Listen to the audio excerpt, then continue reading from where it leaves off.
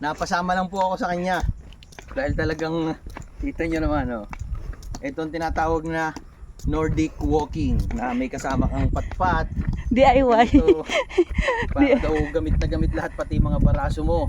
Ganun daw po pala ang gamit dito. Mas maganda yung burn ng calories daw pagka ganito ang gamit kaysa sa ordinary walking or jogging. Kaya yun, di na-impluensyahan naman ako nito at di sinusubukan nga ganito. Yung Tatay Ed. Kaya maganda.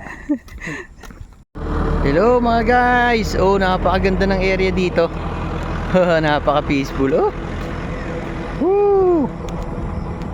Tibay. Ganda ng panahon, ganda ng matatanaw mo. Oh, ang daming puno, ang daming mga baka. Oh.